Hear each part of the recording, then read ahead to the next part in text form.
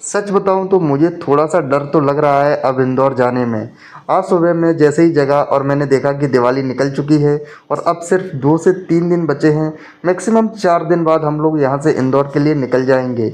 और आप लोगों को तो पता ही है कि एक फैमिली बिजनेस लॉस के कारण मैंने अपने सारे घर, पैसे, गाड़ी और एक एक इंच ज़मीन खो दी और मेरे परिवार को उस शहर से निकलना पड़ा जिसमें हम 20 सालों से रह रहे थे, और उस घर को छोड़ना पड़ा जिसमें हम 20 साल या फिर उससे भी ज़्यादा पहले से रह रहे थे, और किसी दूसरे शहर के इस किराए के घर में हम लोग रहने लगे।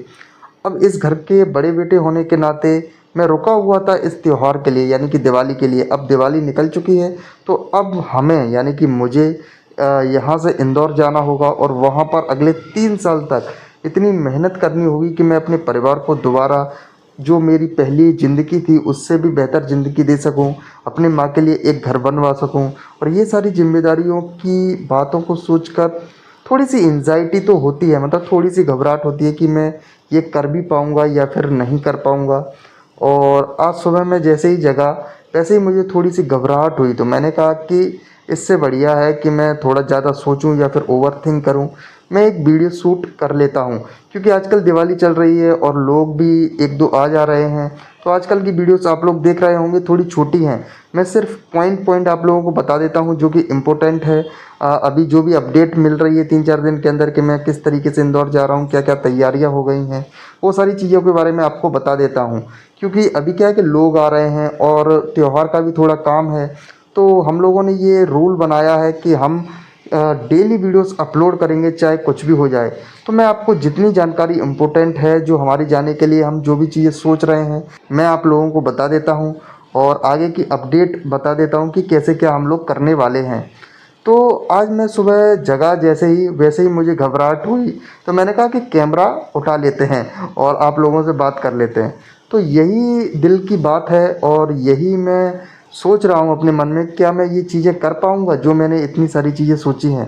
लेकिन फिर मैं सोचता हूँ कि कर पाऊँगा या नहीं कर पाऊँगा ये तो सवाल बाद का है, लेकिन सबसे जो बड़ा सवाल है और इसका जो सीधा जवाब है वो ये है कि मैं अगर घर का बड़ा बेटा हूँ तो मुझे ये करना ही पड़ेगा अपने परिवार के लिए। और यही सोचकर मेरे अंदर थोड़ी सी हिम्मत आती है और आप लोग भी मेरे साथ हैं। तो हम लोग अगले 3 से 4 दिन के अंदर यहाँ से इंदौर के लिए निकलने वाले हैं, और जो जो हम लोगों ने सोचा है वो अगले 3 साल के अंदर हम लोग अचीव करेंगे।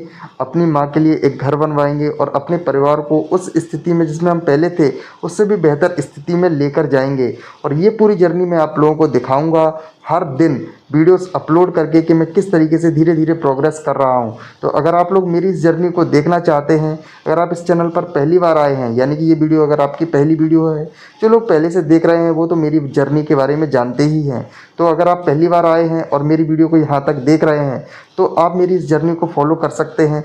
क्योंकि अगले 3 साल के अंदर हम लोग मतलब मैं अपने परिवार की पूरी ज़िंदगी और अपनी पूरी ज़िंदगी बदलने वाला हूं। और मैं किस तरीके से ये सारी चीज़ें करूंगा वो आप लोगों को मेरे इस YouTube चैनल पर देखने के लिए मिलेगा। और मैं एक एक चीज़ आपको बताऊंगा कि मैं क्या और कैसे कर रहा हूं। तो मेरी इस जर्नी से जुड़े रहिए, मैं आपको अपडेट देता रहूँगा। अब सिर्फ 3 से 4 दिन बचे हैं हम लोगों के इंदौर जाने में।